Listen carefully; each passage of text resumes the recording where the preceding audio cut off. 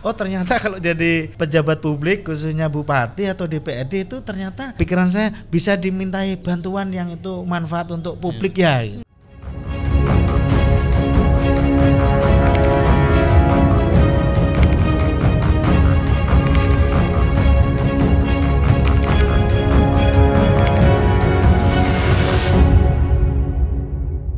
Assalamualaikum warahmatullahi wabarakatuh. Balik lagi di podcast Resonansi bersama saya Berlian Ayu dan juga ada Yahya.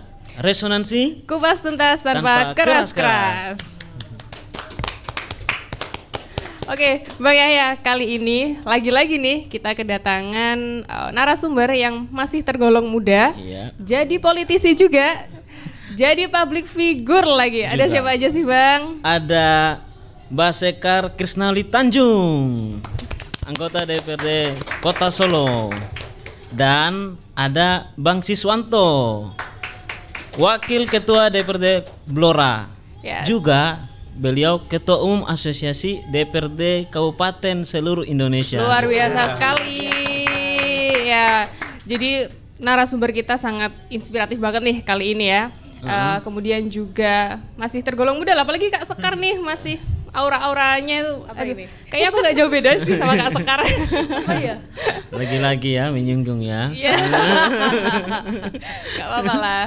Oke, gimana Kak kabarnya? Alhamdulillah baik. Baik ya, Bang Siswanto juga. Alhamdulillah baik dan sama-sama baru datang, hampir bersamaan. Baru mendarat ya Mas ya. Sama-sama habis musda Golkar.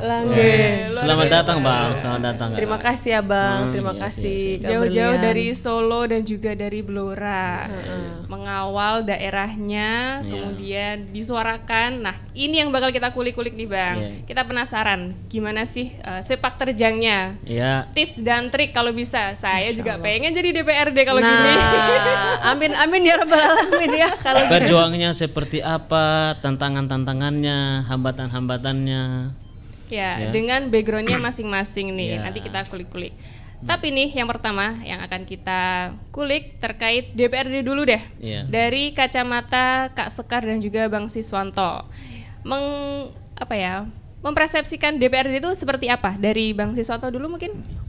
Pas dulu mungkin berpikir DPRD itu begini, pas masuk ternyata tidak sesuai dengan realita gitu. Jadi terima kasih Bang Yahya. Ya siap. Mbak Sekar, nama Mbak Berlian. Iya. Dan seluruh pemirsa. Jadi saya jadi anggota DPRD Blora itu mulai tahun 2014.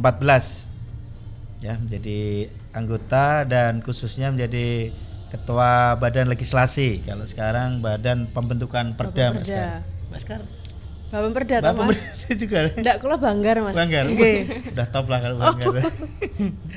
Jadi awal mulanya, jadi kalau saya ini berawal dari aktivis mahasiswa ya. Jadi saya dari Himpunan Mahasiswa Islam, kemudian di Komite Nasional Pemuda Indonesia KNPI, dulu pernah jadi wakil ketua KNPI pusat dan jadi jurnalis, ya kemudian jadi anggota DPRD. Jadi sama-sama Mbak Sekari sama jurnalis juga ya, aktivis jurnalis terus jadi anggota DPRD. Kenapa kita ingin jadi DPRD? Waktu awal sebenarnya cukup simpel. Jadi dalam bayangan saya waktu itu, dalam pikiran saya sesimpel bahwa dengan saya ada di aktivis mahasiswa dan pemuda dan jurnalis, kita sering ke masyarakat juga, sering dimintai bantuan Mas, Bang Yahya. Contohnya jalan lingkungan yang rusak, itu kan. Kadang jalan pertanian yang rusak, kadang diminta bantuan untuk acara kepemudaan, kemahasiswaan. Awalnya itu aja. Wah, kita ini kalau jadi aktivis, jadi jurnalis dimintai bantuan-bantuan itu, kita kan harus menyampaikan kepada kepala daerah atau DPRD. Ya kan begitu, karena kita sebagai jurnalis waktu itu. Terus akhirnya karena sering minta bantuan ke DPRD, ke Pak Bupati. Bagi proposal itu, Bang? Iya, kita perantara proposal. Sekarang yang terima proposal. Ternyata kok Pak Bupati kok bisa bantu. Waktu itu ada seminar kewirausahaan. Pak Bupati kok datang, ya bantu kita gitu Mbak Sekar. Terus saya ngajukan proposal lagi dari Karang Taruna lewat Pak DPRD. Kok juga dibantu, waktu itu ada dibantu bola voli, dua buah bola voli.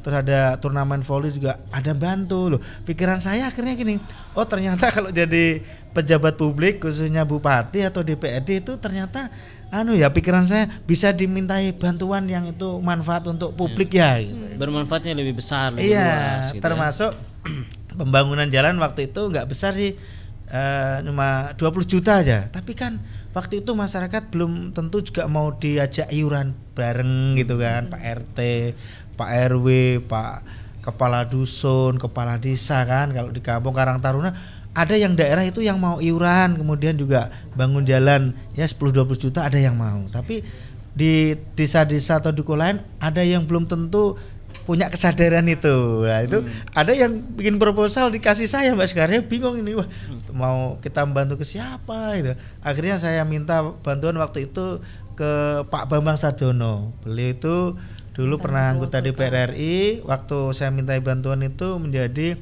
wakil ketua DPRD Provinsi Jawa Tengah. Ternyata akhir setahun pengajuan itu sampai November nggak cair Mbak. Kita yuk bingung, wah kita udah dimintai bantuan, jalannya udah rusak banget gitu loh. Ternyata Desember lah cair Mbak, realisasi digrosok itu kan, mengadam grosok lah batu-batu yang kecil-kecil itu. Nah akhirnya kita kerja bakti karena uangnya kurang kan, jadi tenaga kerjanya nggak dibayar. Oke kita kerja bakti bareng sama anak-anak muda. Ternyata terus mereka tuh seneng gitu loh. Nah habis itu terus pada inspirasi teman-teman, Mbok daripada Masis minta bantuan, Mbok maju Masis gila. Jadi yang ngasih bantuan. Kalau dulu antar proposal, sekarang ACC proposal. Itu namanya naik tingkat. Jadi pikirannya gitu Mas. Jadi sesimpel itu aja sebenarnya. Jadi sesimpel itu masyarakat menginginkan itu. Saya juga akhirnya tak pikir-pikir ya ini kan waktu itu 2011 itu peristiwa saya mulai bantu-bantu itu. Ini 2014 kan waktunya 3 tahun lagi. Ini cukup nggak ya sumber daya kita, sumber dana kita, jaringan kita untuk nyalon, supaya kalau nyalon ya supaya jadi gitu kan.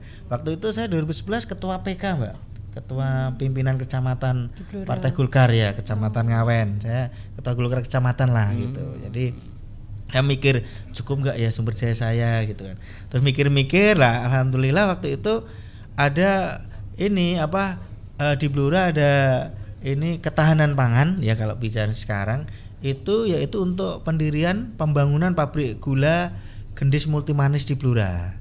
Waktu itu bosnya namanya Pak Kamajaya, ownernya beliau atas dukungan Gubernur Jawa Tengah Pak Bibit Waluyo. Waktu itu saya termasuk menjadi petani binaan dari pabrik gula. Nah dari situ saya bermetamorfosis jadi pengusaha Mbak.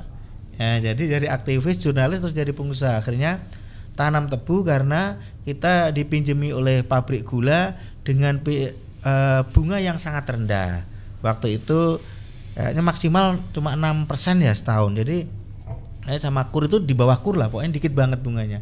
Diajari tanamnya, diajari mupuknya, sampai panennya dibeli oleh pabrik itu. Akhirnya saya mikir, loh ini saya punya pendapatan ini. Punya pendapatan berkembang tebunya sampai ya beberapa puluh hektar waktu itu berkembang, tambah modal dari BRI, dari BKK. Akhirnya ini kayaknya uangnya lumayan ini. Nah, akhirnya 2013 pendaftaran Mbak. Itu jalan ikhtiar Abang begitu ya. Jadi Abang sudah berpikir bahwa jadi kan ini Bang, ada yang bilang kredibilitas, kapasitas ditambah isi tas. Jadi Abang udah mulai berpikir ke sana ya Bang. Jadi ya? akhirnya terus mikir, wah iya ya, doa masyarakat, harapan masyarakat, terus saya, restu keluarga saya, akhirnya ada jalan lewat bos Pak Kamajaya namanya. Saya masih dibantu uang tuannya juga sama beliau. Jadi sampai sekarang masih jadi saudara. Jadi saya sering bantu beliau, saya juga sering dibantu. Akhirnya nyalek langsung jadi Mbak Sekar. Jadi Masya di Allah, luar biasa. satu kursi aja Golkar di dapil saya kan Mbak Saat Sekar. itu Di dapil saya satu sama juga di iya, dapil. saat itu satu juga. Nah itu alhamdulillah itu awalnya. Jadi berawal dari apa tukang bawa proposal, menyalurkan proposal, sekarang ganti Meng-ACC. Kebermanfaatannya untuk yang lebih luas gitu, ya. Bang Yahya. Iya, Mbak kalau Berliana. dari Kak Sekar nih gimana? Mungkin dari awal sepak terjangnya ketika mau masuk ke dunia politik. Sebentar. Gimana? Menarik. Mbak Sekar ini Coba kan gimana Abang? Mbak Sekar Krisnali Tanjung. Tanjung. Harus dijelas. Nama terakhir nih, nama terakhir. Tentu kali ya, Bang. tentu ya bisa jadi mulus-mulus aja kan? Amin, Ya. Insya Allah. Karena begini, Gimana? Mbak Sekar ini ya Abang jangan tentu- grogi ngomongnya. Ini memilih Ya, kata Kak. saya kan baru Siap, jumpa Abang. sama Mbak Sekar dari dulu, ya penasaran sama Mbak Sekar ini karena kan di kalangan aktivis Oke, ya, wah, aku tadi Ya, Bang. di kalangan aktivis siapa yang nggak kenal sama Pak Akbar Tanjung. Pak Akbar Tanjung. Siap. Ya itu. Jadi Krisnali Tanjung, Sekar Krisnali Tanjung itu ya pasti melekat ya embel-embel Pak Akbar Tanjung. Siap. Tentu pertanyaannya melihat DPR itu seperti apa. Tapi kan jalan itu mungkin ada jalan yang ya sudah dibuatkan jalan, Amin, mendapatkan apa ya privilege dari jalan itu. Iya. Ya kira-kira ya ada nggak itu? Kayaknya ini Apa, Bang? Privilege-nya, Bang? Privilege sehingga ya dalam perkenalan tentang DPRD ini gitu. sesi klarifikasi Kak. Close the door kan? Oke, siap. Bismillahirrahmanirrahim. Terima kasih banyak Bang Yahya, Kak Berlian dan juga Mas Sis, luar biasa sekali. Halo teman-teman semuanya, perkenalkan aku Sekar Tanjung. Nah, di sini bersama muda-mudi yang sangat luar biasa.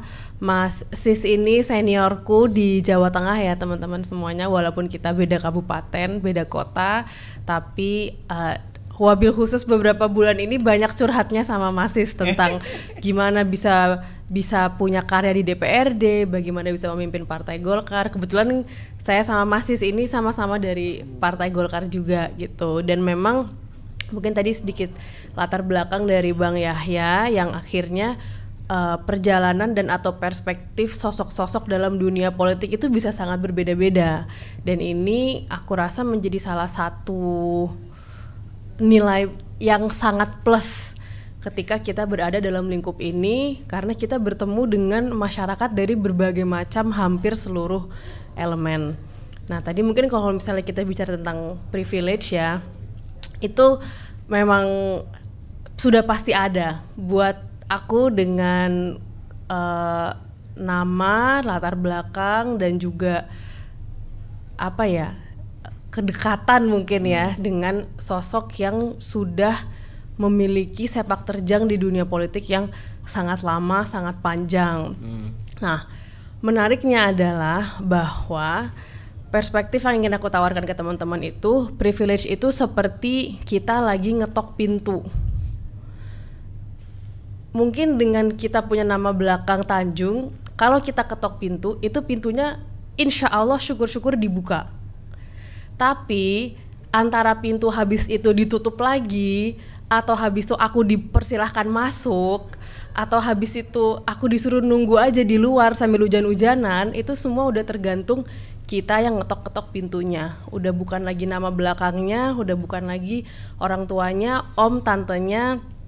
Itu dalam konteks aku ya teman-teman, kebetulan karena Pak Akbar itu sudah lama sekali tidak menjabat. Terakhir beliau menjabat itu di tahun 2004 sebagai ketua Golkar, ketua umum dan juga ketua DPR RI. 20 tahun kemudian barulah kita masuk politik teman-teman semuanya. Kebetulan pada saat itu saya juga masih umur 8 tahun.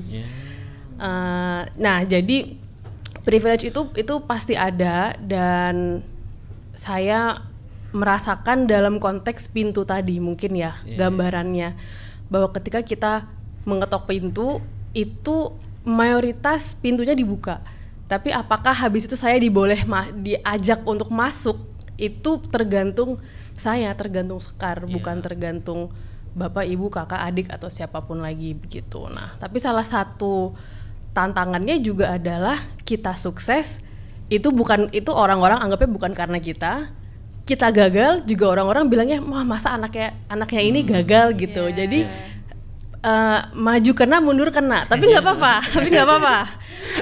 Di situ justru kalau buat aku itu ruang belajar paling banyaknya di situ. Karena kita betul-betul diasah untuk bisa membuat membuat karyanya sendiri, yang mana itu menjadi perjalanan yang naik turun juga ya Mas ya. Apalagi kami di tingkat kabupaten kota yang paling dekat dengan masyarakat.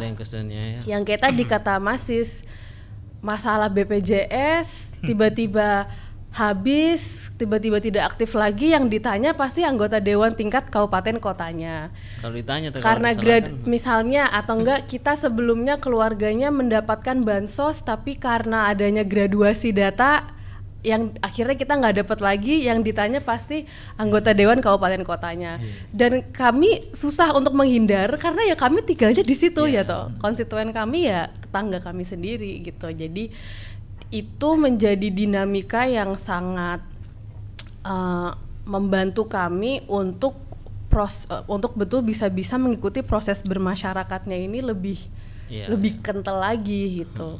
Dan kebetulan pada saat itu kami itu sempat kuliah di luar negeri, masih Bang Yahya dan Kak Berlian waktu itu sebagai latar belakang pendidikannya juga adalah jurnalis, dan kami meliput rapat paripurnanya DPRD di sana. Waktu itu saya kuliahnya di Boston di Amerika Serikat. Kemudian ada salah satu anggota DPRD-nya itu namanya Michelle Wu. Jadi beliau itu perempuan dari keturunan etnis Tionghoa, yang mana buat di Boston itu adalah minoritas ketika seorang perempuan dan bukan kulit putih menjadi politisi gitu Mas. Nah di situ saya terinspirasi sekali dengan sepak terjang beliau, karena di periode berikutnya beliau itu masih menjadi DPRD, di periode berikutnya beliau akhirnya terpilih sebagai wali kota dan bahkan sempat digadang-gadang untuk naik ke provinsi, ibaratnya ke negara bagiannya.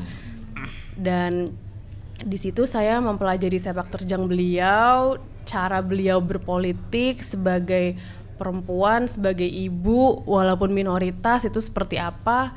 Nah itu jadi menginspirasi lah untuk bagaimana setelah lulus kuliah kembali ke Indonesia, syukur-syukur bisa mengikuti jalannya si Michelle Wu ini gitu, ibaratnya pada saat itu seperti itu. Sehingga ketika kesempatannya terbuka untuk ikut aktif di proses politik, yang mana pada saat itu kesempatannya terbuka di Solo, kebetulan kami juga orang Solo, dan di tingkat kota akhirnya saya mirip dengan Masis, kita ada ambisi kalau emang nyalon ya syukur-syukur beneran jadi gitu. Dan alhamdulillahnya pada saat itu terpilih dan alhamdulillah jadi pertama kali maju, tentu dengan berbagai macam ABCD-nya, tetapi ABCD itu pasti dialami oleh semua orang di ranah apapun, apalagi dalam proses pencalekannya tuh Mas. Menarik ya. Dalam itu kalau ini. Kalau menarik Mbak Sekar, justru inspirasinya tuh dari orang lain begitu. Padahal kan ada, kalau orang kan kita sendiri kan berinspirasi dari Bang Akbar ya.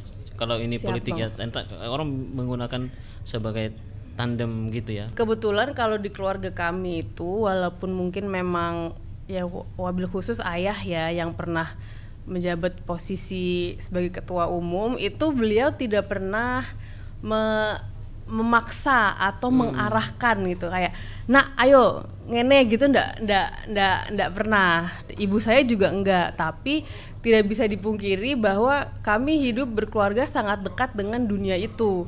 Misalnya halal bihalal organisasi itu pasti ya di rumah Mas itu kan, di rumah keluarga kami gitu. Open house, Idul Fitri, ulang tahun, tamu semua datang ke rumah, dan kebetulan karena kami ini paling kecil di keluarga dan yang belum nikah saat itu. Jadi yang sering diajak untuk nemenin ayah ibu kegiatan organisasi, kampanye, konsolidasi, pelantikan itu akhirnya saya, karena saya nggak ada alasan lain gitu. Yang lain misalnya nggak bisa di rumah harus sama bojo ngeloni anak apa gimana ya, saya nggak belum ada itu saat itu. Jadi akhirnya diajak-ajak paling sering saya, dan secara langsung dan tidak langsung jadi sangat terbuka mungkin ya pandangannya dengan dunia itu. Jadi mungkin terkondisi secara tidak langsung ya, gitu, secara lingkungan. Ya, berarti itu tadi awal mulanya ya Kak ya. Nah, kalau sudah berbicara tentang awal mula, kita juga penasaran bagaimana ketika pintu tadi diketok, kemudian masuk ke dalam dunia DPRD, apa nih realitas yang sebenarnya terjadi? Tadi abang bilang jangan sampai nggak sesuai dengan ekspektasi. Pasti ekspektasinya kan jadi DPRD, jadi pejabat harus gini, harus gitu. Tapi realitasnya tuh seperti apa? Apalagi kalau Kak Sekar kan masih satu periode ini berjalan, satu periode baru aja terpilih. Berjalan 1 tahun. Bahkan aku ya Mas ya, ibaratnya bisa tak sampaikan kerja kedewanannya tuh belum nyampe 1 tahun. Karena walaupun kami tahun 2024 itu dilantik di bulan Agustus, itu alkapnya baru jadi di bulan Januari Mas. Nun sewu, lama sekali. Jadi akhirnya saya tarik menarik luar biasa. Jadi kalau saya akhirnya di Solo ini mungkin kerja kedewanannya baru mau 1 tahun. Baru mau 1 tahun. Mas. Kalau lama banget Mas, 6 bulan sake. Menarik karena pilkada itu. Kalau pilkada terus kan peta politiknya jadi berubah begitulah. Kalau Bang Siswanto itu sudah periode ketiga ini. Mungkin nanti bisa diceritakan awalnya, realitasnya di awal, kemudian sampai berjalan ke periode ketiga ini bagaimana Bang? Jadi kalau pengalaman saya 2014 sampai 2019 kan jadi badan legislasi ya. Kemudian di 2019 sampai 2024, kemudian 2024 sampai sekarang ini kan wakil ketua DPRD Blora, pimpinan DPRD Blora. Kemudian baru kemarin 19 Juni 2025 dilantik oleh Pak Menteri Dalam Negeri Profesor Jenderal Tito Karnavian. Saya menjadi Ketua Umum Adkasi Asosiasi DPRD Kabupaten seluruh Indonesia, yang mana anggotanya ada 17.510 di 415 kabupaten di seluruh Indonesia. Luar biasa. Jadi kalau saya secara pribadi sebenarnya gini Mbak Sekar. Jadi kalau sejak 2014 sampai dengan 2024 sebelum menjadi Ketum Adkasi, itu sebenarnya menurut saya peran DPRD sih karena kerjasama di Blora dengan Pak Bupati, Wakil Bupati itu bagus ya. Jadi kan tiap daerah kan dinamikanya beda-beda ya, karena aturannya sama tapi kadang kerjasamanya dengan kepala daerah kan beda-beda. Bisa dinamikanya beda-beda. Jadi kalau menurut saya Pak Bupati yang sekarang dan yang sebelumnya sih menurut saya komunikasi dan koordinasi dengan DPRD ini bagus, mitra kami ini bagus, sehingga menurut saya peran DPRD udah cukup bagus. Jadi yang pertama kan kita punya fungsi ya, fungsi pembentukan perda. Jadi fungsi yang kedua kita punya fungsi anggaran. Yang ketiga kita punya fungsi pengawasan. Jadi kalau kita hadir karena dipilih rakyat untuk menyalurkan aspirasi rakyat dan kita punya 3 fungsi itu, menurut saya DPRD itu sudah oke. Yang pertama ya dari sisi kita pembentukan perda, kita bisa meng-create perda ya Mbak Sekar ya, yang di luar kabupaten kota yang lain. Yang penting perda itu tidak bertentangan dengan undang-undang atau peraturan perundang-undangan yang di atasnya, baik itu perda provinsi maupun peraturan pemerintah, perpres maupun juga undang-undang. Nah, di situ kita contoh, kita bisa membuat misalkan perda tentang pajak daerah dan retribusi daerah, di mana kita tidak terlalu membebani rakyat, tetapi kita bisa meningkatkan pendapatan asli daerah, dan itu bisa digunakan untuk sebagai salah satu sumber untuk pembangunan. Itu kan menarik juga, walaupun kita menaikkan mungkin tidak sampai 100% misalnya kayak PBB, pajak untuk hotel, restoran, rumah makan, ya kan, galian C dan lain sebagainya itu. Kemudian yang menarik juga kita bisa membuat perda misalkan tentang kemudahan investasi, ya, investasi di mana misalnya daerah kita masih kurang investasi, kita bisa membuat perda kemudahan investasi. Di antaranya misalkan perusahaan ini yang baru nggak usah bayar deh pajak 2 tahun, atau retribusi apa kita bayar separuh aja misalnya. Itu diatur dalam perda dan itu boleh. Menurut saya kan itu sebuah kewenangan yang keren menurut saya itu. Itu menurut saya kewenangan yang bagus. Belum perda-perda konten lokal lain yang menurut saya itu bermanfaat untuk menggerakkan ekonomi, menggerakkan sektor pertanian, menggerakkan sumber daya pemuda. Jadi sesuai dengan kebutuhan lokal Blora. Kalau di Blora tadi saya sampaikan tentang kemudahan investasi di Blora, ini juga kepala daerah juga menyambut baik dan sudah jadi. Kemudian juga perda tentang tadi insentif pajak, retribusi itu. Dan lain-lain yang menurut saya itu bagian dari pembentukan peraturan daerah yang menurut saya keren gitu. Ekspektasi saya cukup lah di situ. Yang kedua, yang kita berhubungan dengan fungsi anggaran. Jadi bersama kepala daerah DPRD ini membahas ya rancangan kebijakan umum anggaran ya dan plafon prioritas anggaran sementara KUA PPAS. Jadi dan itu dibahas bersama, di situ kita enak. Jadi kepala daerah bisa mengusulkan misalnya pembangunan infrastruktur, kemudian juga mengusulkan pemberdayaan ekonomi, bisa sosial gitu kan. Kita DPRD per orang, per anggota juga bisa mengusulkan itu. Karena kita punya fungsi anggaran. Jadi kita ini Pak Bupati, daerah Pak Bupati kan udah bagus nih jalannya ya. Tolong dong gantian kampung saya juga dikasih plotting anggaran gitu. Atau Karang Taruna tempat saya Pak Bupati, atau petani di daerah saya ini perlu bibit padi, bibit jagung ya, yang tentunya kan karakteristik tiap-tiap daerah kabupaten kota kan beda. Mungkin beda Mbak Sekar, nanti mungkin narasinya akan berbeda karena belum kan di kota ya. Jadi itu menurut saya bagus karena termasuk olahraga, kepemudaan, pemberdayaan perempuan, infrastruktur, sosial ya.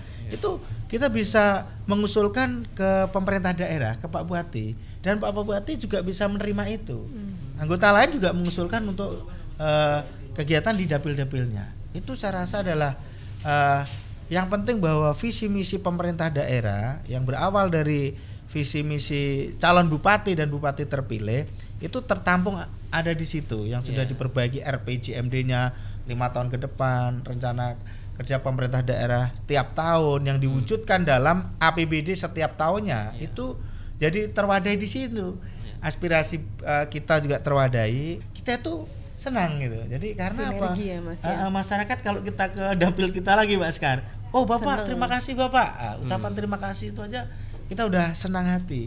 Projonya ada ya udah Mas, dibantu sound system menjaga projo. Iya, karena membantu kursi untuk Karang Taruna.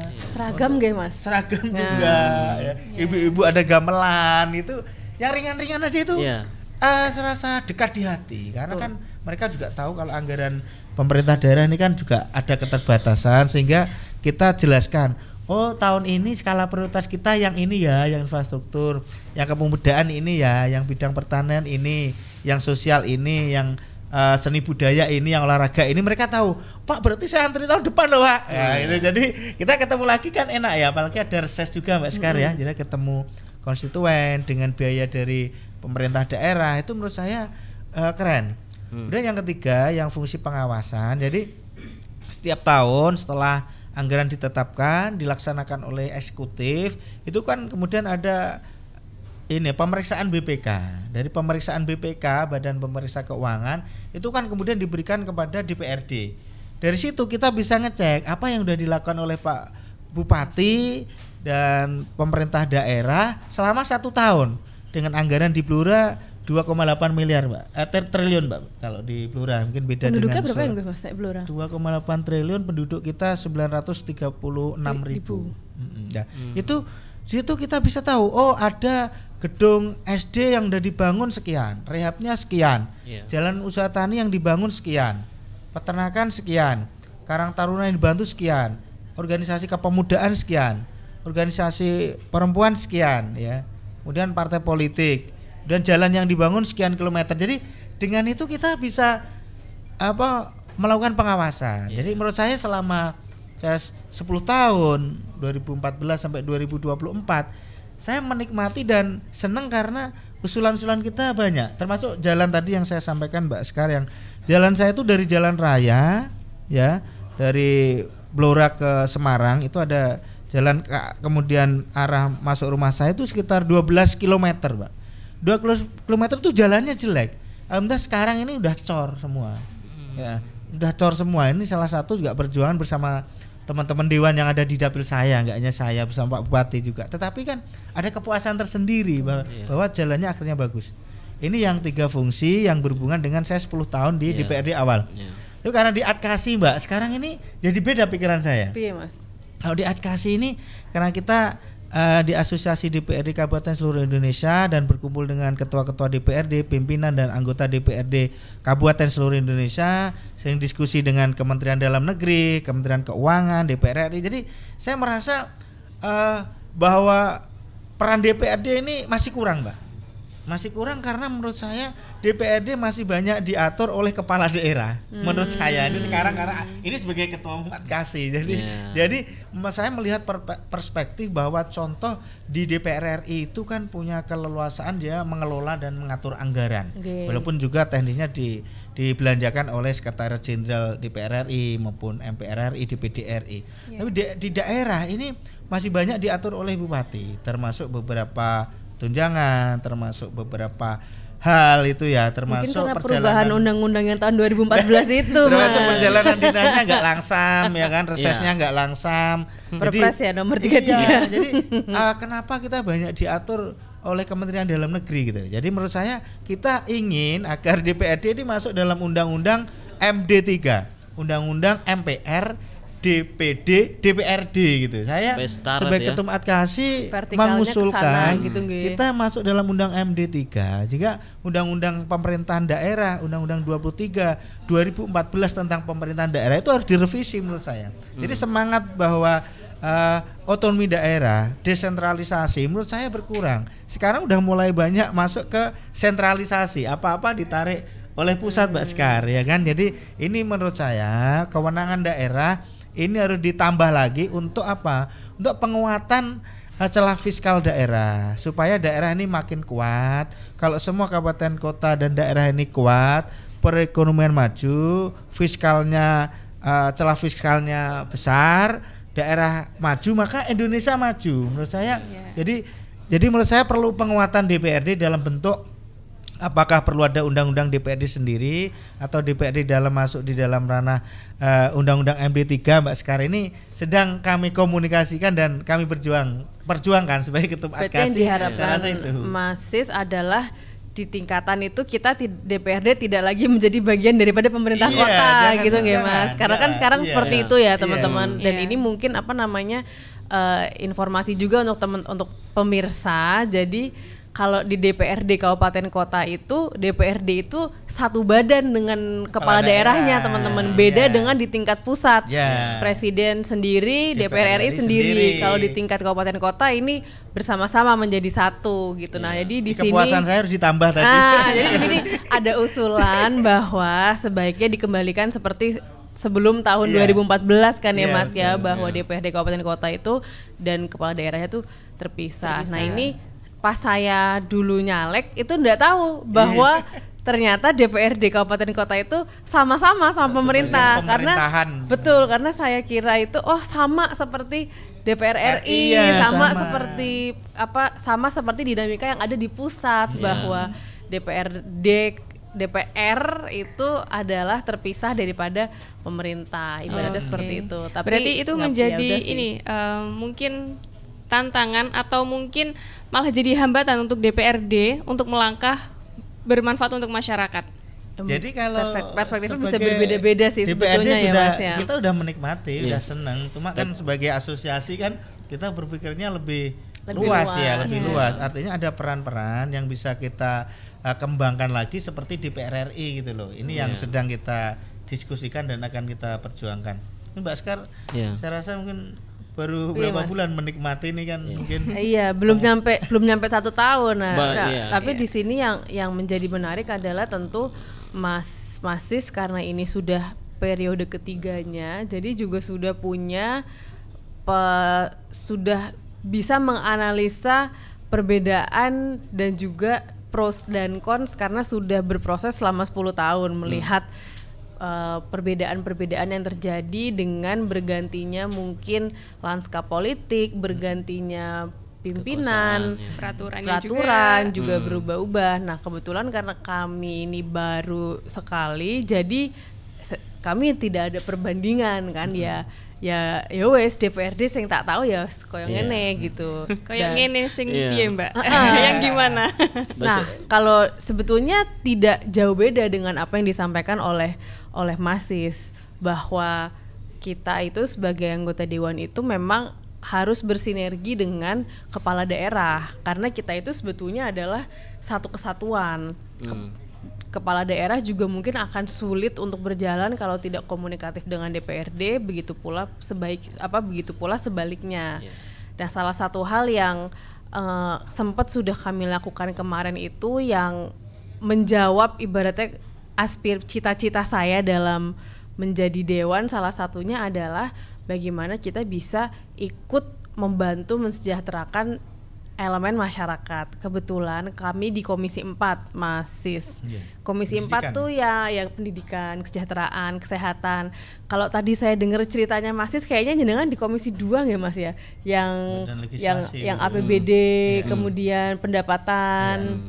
Nah, jadi kalau di Solo itu Komisi 2. Kemarin alhamdulillah kami telah membuat perda yang mana berhasil memberikan insentif tambahan untuk 481 tenaga pendidik TK.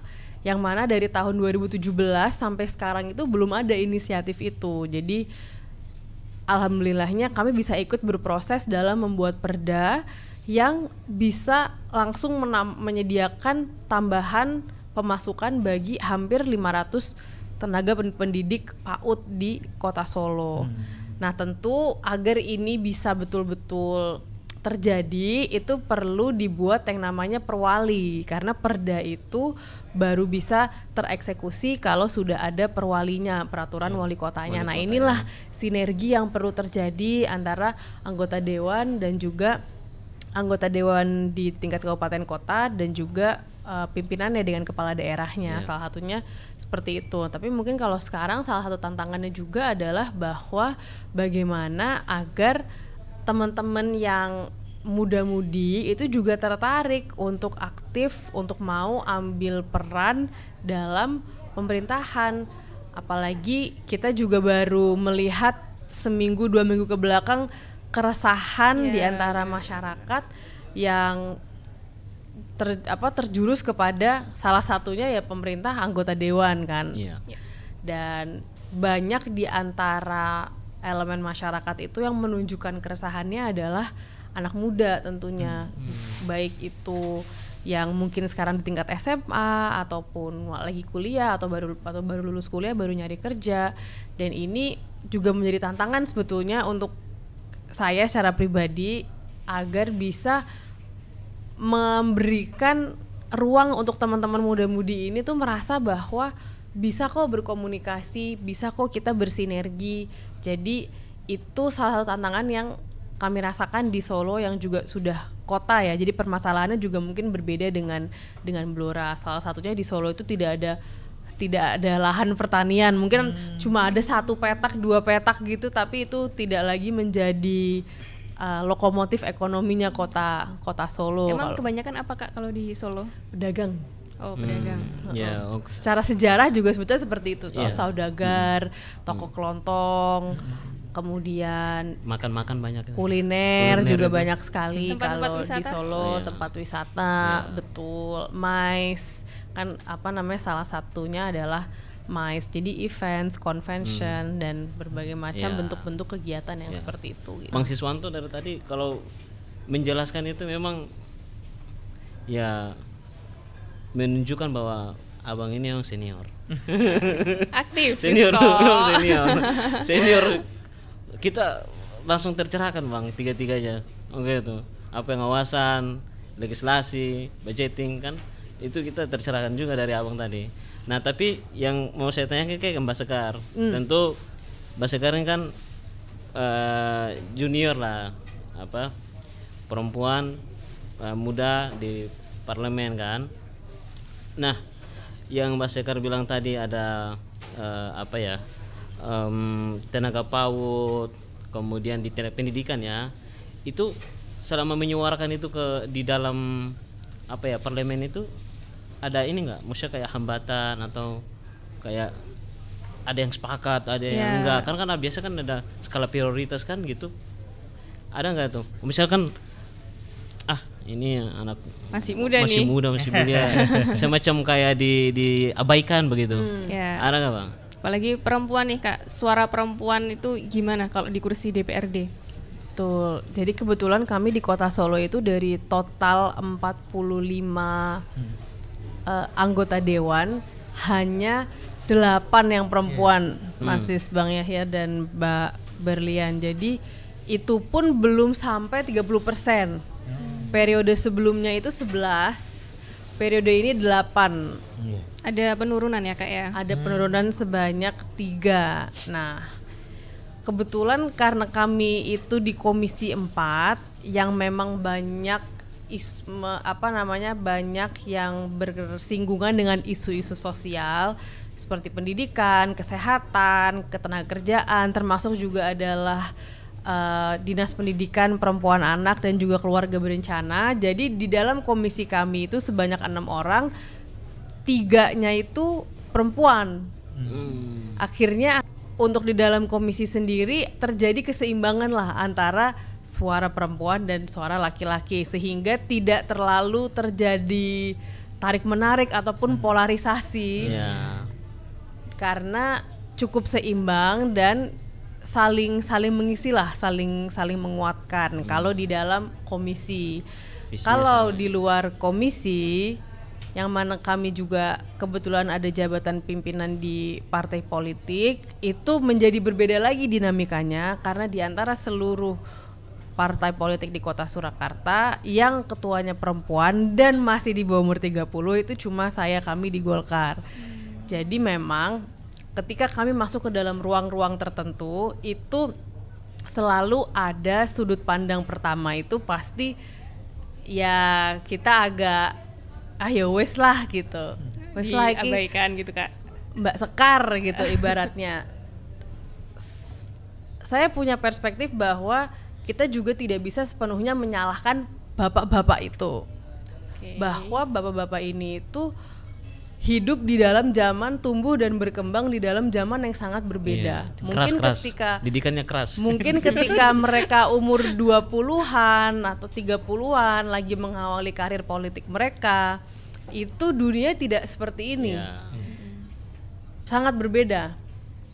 Jadi saya berusaha untuk kita menunjukkan dengan kebisaan kita aja.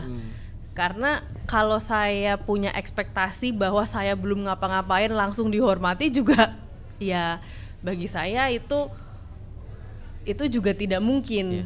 Kita perlu menunjukkan dulu kita bisanya apa, baru akhirnya kita bisa berharap lah atau punya ekspektasi bahwa kita itu di-treat sedemikian rupa. Jadi ya kita berproses aja di situ. Berarti ada titik pembuktiannya ya Kak ya? Salah satunya mungkin seperti itu. Langkah konkretnya Kak, titik pembuktian dari Kak Sekar sendiri? Ya itu salah satunya kita ngegolin Perda PAUD itu Mbak. Kebetulan kita wakil ketua pansusnya. Jadi disitulah menjadi salah satunya mungkin ya. Dan juga sebetulnya yang tak lihat itu, yang paling penting kita juga berani untuk mau mengisi peluang-peluang yang ada di tingkat kabupaten kota, misalnya jadi ketua pimpinan pansus, atau misalnya membacakan pandangan umum misalnya di paripurna, atau menyuarakan pendapat, berani salah, berani bertanya, dan aktif aja walaupun mayoritas adalah laki-laki dan senior misalnya seperti itu. Karena kalau kita juga tidak ada keberanian untuk seperti itu, menjadi sangat sulit untuk kita bisa diperlakukan sebagai setara dengan mereka kalau misalnya kita juga tidak ada keberanian untuk mau melangkah, mau maju dan mau salah. Tapi tentunya kami juga punya keberanian itu karena kami punya banyak mentor, punya banyak contoh. Di Partai Golkar tentu banyak sekali politisi-politisi perempuan baik muda ataupun senior yang sudah punya kapasitas mencetak berbagai macam pencapaian. Dan di Jawa Tengah, karena kami di Jawa Tengah, alhamdulillah senior-senior Jawa Tengah juga sangat terbuka untuk memberikan arahan, bimbingan. Salah satunya ya Mas Siswanto, memberikan pandangan, Mbak, kowe ki iso koyo ngene lho, misalnya gitu.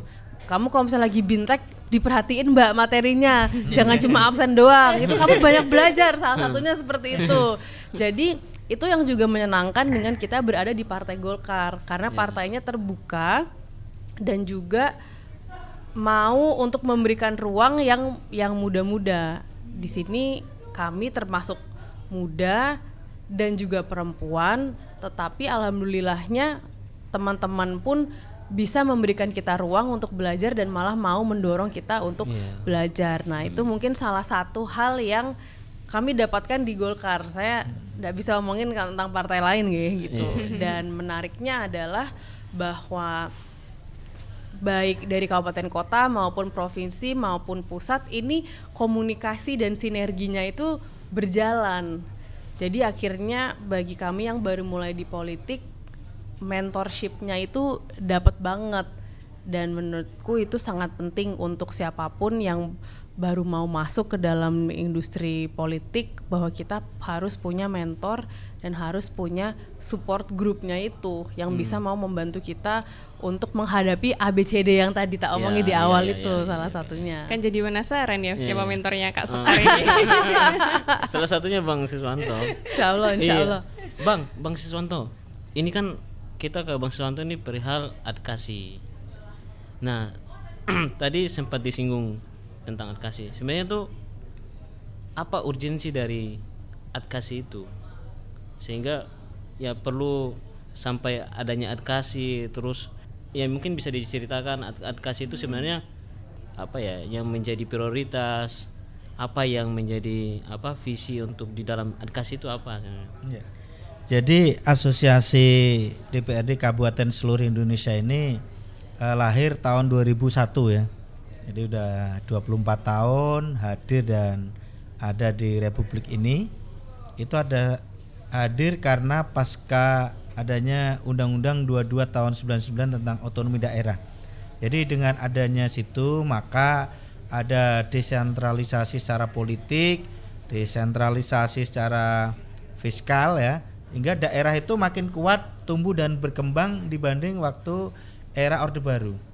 Memang Orde Baru bagusnya ya bagus di saat itu, tetapi kemudian ketika era berubah, dinamika berjalan, maka yang bagus untuk Indonesia adalah otonomi daerah. Kira-kira seperti itu. Dan di situ terbentuklah asosiasi ini yang mana waktu itu jumlah kabupaten hanya 298, yang sekarang berkembang menjadi 415 karena banyak pemekaran di kabupaten kota di seluruh Indonesia, terutama banyak di luar Jawa. Kenapa harus ada asosiasi ini dan berdiri 24 tahun? Karena adanya DPRD ini tentunya kan lahir karena adanya ya kalau sekarang ini Undang-Undang Dasar Negara Republik Indonesia tahun 1945 di pasal 18 tentang pemerintahan daerah.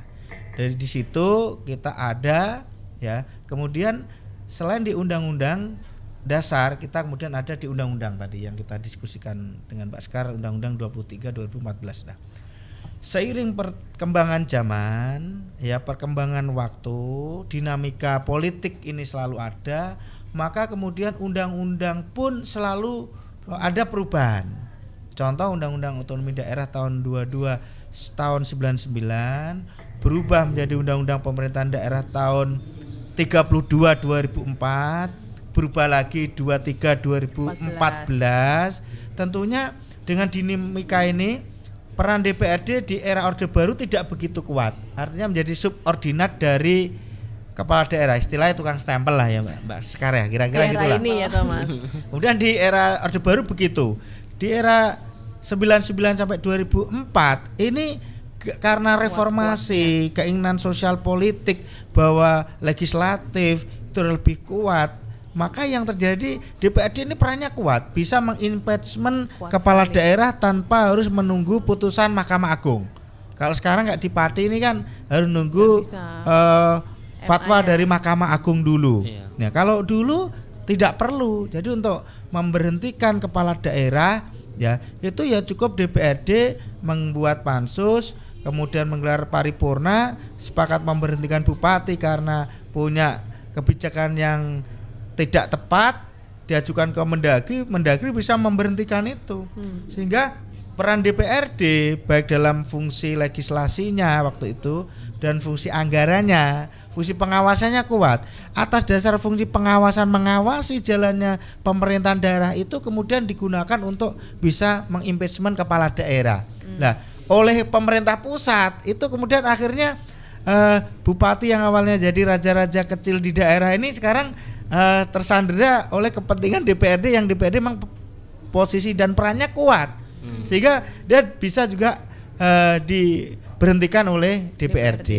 Ya, jadi karena banyak dinamika waktu itu ada di Surabaya, di kabupaten kota lain, maka kemudian pemerintah merevisi undang-undang. Jadi Undang-Undang 32 2004. Akhirnya dinamika lagi Undang-Undang 23 2014. Artinya bahwa seiring perkembangan zaman itu fungsi DPRD bisa berubah-ubah, kekuatan DPRD bisa berubah-ubah, peran DPRD bisa berubah-ubah. Maka dari situ tumbuh kesadaran bersama bahwa kita harus berasosiasi, berkumpul dalam satu wadah rumah besar adkasi. Sehingga dengan itu kita bisa berkomunikasi dengan Bapak Presiden, dengan Menteri, dengan pimpinan maupun anggota DPR RI melalui wadah ini. Wadah ini supaya kita minta agar peran DPRD diberi penguatan sekarang ini. Nah, ini kita sedang ke arah ke sana. Jadi kenapa harus ada adkasi sebagai asosiasi DPRD Kabupaten seluruh Indonesia? Karena dinamika dan perkembangan zaman berubah, maka peran dari adkasi inilah adalah menjaga marwah dan kedudukan daripada pimpinan dan anggota DPRD dan DPRD itu sendiri. Kalau enggak, bisa aja DPRD suatu saat juga hilang, enggak ada DPRD. Kan bisa saja pemerintah seperti itu kalau Undang-Undang Dasar 45 dirubah. Tapi alhamdulillah di Indonesia kan ada Undang Dasar 45, tergantung sekarang bagaimana undang-undang PP, peraturan presiden, Permendagri, Permenku dan ke bawahnya yang harus lebih menguatkan daripada peran DPRD itu. Saya rasa kita tumbuh, ada dan lahir dan berkembang adkasi ini karena kepentingan bersama, girau bersama, spirit bersama agar DPRD ini betul-betul menjadi check and balance dari kepala daerah. Karena kalau kepala daerah sendiri tanpa ada yang mengawasi, maka cenderung bisa sewenang-wenang. Kalau ada DPRD sebagai pengawas yang check and balance-nya kuat, maka pemerintahan daerah ini akan berjalan dalam rel yang benar, sesuai dengan visi misi dan akan menjadi pemerintahan yang betul-betul melayani rakyat dan juga menunjang menggerakkan perekonomian rakyat di daerah-daerah supaya DPRD kuat, pemerintah daerah kuat, Indonesia maju. Berarti kayak mengadvokasi kepentingannya teman-teman DPRD. Ya betul, betul. Tapi kalau misal model kerjanya seperti itu, Bang, apakah nggak jadi kerja dua kali nih? Yang di DPRD, di adkasi juga kerja seperti itu? Ya, jadi paling tidak seminggu sekali saya harus ke Jakarta. Oh, Karena ngumpulin teman-teman kan. Jadi 3 hari atau 4 hari di Blora, nanti gantian 3 hari di Jakarta karena perlu rapat dengan lintas kementerian juga untuk penguatan DPRD. Karena memang Mbak Sekar banyak kadang kepala daerah tidak klik sama DPRD ini juga Banyak juga ternyata. Banyak berarti banget. Berbagi cerita, sharing-sharing efisiensi juga. nanti jadi alat untuk melemahkan DPRD. Tergantung kepala daerahnya toh, Mas. Pemangkasan anggaran tahun depan. Ya. Nah, saiki wae DAK-nya wis dipotong ya toh Mas. Jadi DAK, DPRD-nya DAO, yang gitu. yang diperlemah dulu lah. Tapi itu tergantung kepala daerahnya juga ya Mas ya. Tapi kalau yang saya kenal masih bagus lah. Tapi banyak juga yang ini besok Rebo ya kita mengadvokasi salah satu DPRD ada 40 orang kita menghadap ke Menteri Dalam Negeri juga, kita fasilitasi sama kepala daerah juga karena ada ya biasalah benturan-benturan kepentingan yang belum bisa deal, belum bisa bersatu, kita advokasi. Berarti saling membantu juga di advokasinya Bang? Iya, terus bulan kemarin kita juga DPRD dari wilayah Jambi kita juga advokasi, kita fasilitasi dengan kepala daerah dan tim anggaran pemerintah daerah karena nggak ketemu di titik efisiensi inilah itulah. Aduh. Ya kita jembatani, kita TAPD-nya nggak bisa diganti nah itu Mas. Itu peran kita itu kenapa kita hadir, lahir dan harus tumbuh dan berkembang karena memang DPRD harus semakin kuat. DPRD kuat, pemerintah daerah kuat, Indonesia maju. Seperti slogannya Golkar. Golkar solid, Indonesia maju. Oke, menarik sekali ya. Tadi dibahas juga terkait APBD daerahnya masing-masing. Kemudian kita juga penasaran sih Bang terkait sektor di daerah lokal, di Blora dan juga di Solo. Kalau di Solo itu kan terkenal tadi ya kayak ada wisatawannya juga. Menarik untuk dikunjungi. Umkm juga, makan-makan juga. Makan-makan juga. Ya monggo kuliner teman-teman. Kuliner gitu. Nah, saya bahasnya makan-makan ya. Iya. Harusnya Kulineran ya. Sama aja Bang. Sama aja Bang. Enak loh itu di situ. Jadi kalau di Solo itu Kak, yang pengen kita tahu nih, yang sekarang lagi Kak Sekar atau mungkin di DPRD Solo yang sedang dibawa isunya itu terkait sektor di daerahnya itu apa? Dan juga sudah sejauh mana perkembangannya? Jadi kalau misalnya di Solo itu kan tentunya perkembangannya sangat pesat beberapa tahun terakhir dan sudah beranjak menjadi memang tempat yang urban. Nah mungkin bagi teman-teman yang sudah lama ndak ke Solo itu punya perspektif bahwa Solo itu masih seperti zaman dulu yang ada perspektif atau ada stereotip itu lambat, masih naik beca, belum terlalu banyak mall, semua rata-rata masih pasar seperti itu. Bahkan tadi di dalam forum ini saya bilang di Solo itu ndak ada sawah, teman-teman di sini kaget. Berarti kan masih ada perspektif bahwa Solo itu bukan kota, tapi Solo itu kota dan terkhusus dalam beberapa tahun terakhir ini, mungkin bisa dibilang 10-15 tahun terakhir ini perkembangannya sangat pesat sekali dan bukan cuma sebagai kota, tapi juga adalah sebagai kota yang sangat kaya sejarah. Khususnya pusat-pusat budayanya. Di kota Solo itu satu-satunya kota yang di dalamnya ada 2 pusat sejarahnya teman-teman. Ada Keraton Kasunanan, Keraton Surakarta, ada juga Mangkunegaran. Ini adalah 2 pusat kebudayaan Jawa yang punya peran besar dalam menjaga, mempertahankan dan juga ikut mengawal kemerdekaan kita di Indonesia hingga sampai sekarang menjadi institusi-institusi yang menjaga keabsahan budaya Jawa seperti itu. Jadi itu menjadi salah satu daya tarik wisata. Yang menjadi tantangan adalah bagaimana agar kota Solo ini masyarakatnya itu juga sejahtera. Karena kalau kami melihat itu ada potensi Solo tuh mirip kayak Bali, Mas Sis.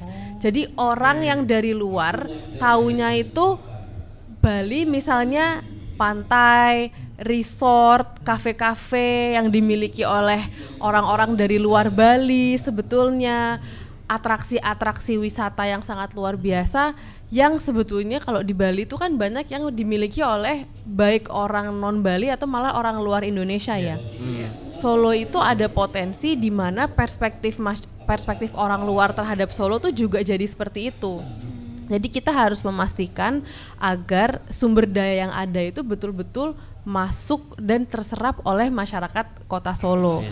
Karena Solo itu akhir-akhir ini lagi banyak sekali events ya kan Mas, events internasional, event tingkat nasional, dan tidak bisa kita pungkiri selama beberapa tahun ini support dari APBN itu sangat luar biasa. Dan sekarang situasinya sudah tidak seperti itu, apalagi dengan adanya efisiensi yang tadi juga sudah disampaikan, sehingga peran anggota DPRD ini menjadi lebih penting lagi karena kami jadi perlu betul-betul bekerja sama dan cenderung mendesak pemerintah untuk memastikan agar penyerapan anggaran untuk masyarakatnya ini kita pantau betul. Contohnya misalnya di isu pendidikan. Jadi teman-teman ternyata di Kota Solo itu, aku nggak tahu ya Mas nek di Blora ki piye, tapi nek di Kota Solo itu ini kemarin hasil SPMB yang terbaru tahun 2025 dari 141 SD negeri di Kota Solo itu 21% sekolahnya itu tidak menyerap siswa yang seharusnya, jumlah yang seharusnya. Kan satu rombel tuh 20 ya teman-teman. Jadi ada 21% dari sekolah dasar negeri di Kota Solo yang penyerapan siswanya tuh di bawah 20. Oh, Sedikit sekali. Itu di desanya atau di kotanya Kak? Solo cuma kota Mbak. Jadi nggak ada desa Solo, kelurahan. Sudah nggak ada ini. Tadi kan Mbak jadi Solo itu tanahnya wali udah kota, habis.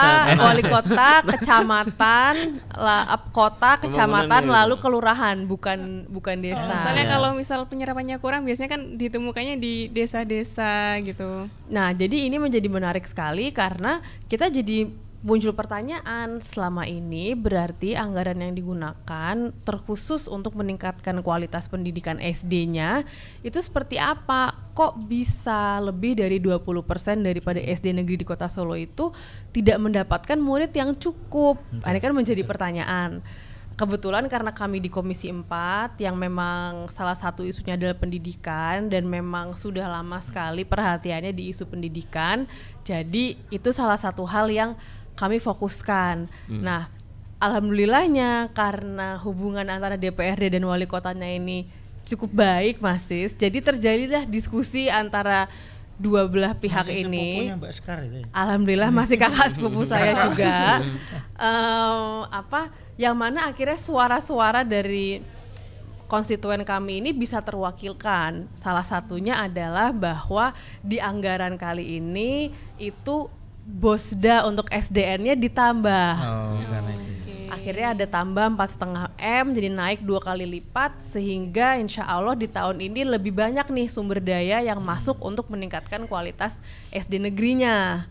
Tapi yang menjadi tantangan berikutnya juga adalah bagaimana cara memastikan agar dana tambahannya ini betul-betul terserap dengan baik, dengan efektif, tepat sasaran. Nah, inilah sinergi yang juga perlu terjadi antara dinas dan juga anggota dewan dan elemen-elemen lain dari masyarakat, misalnya adalah konsultan ataupun dosen-dosen, elemen akademisi yang bisa memberikan pengarahan sebetulnya seperti apa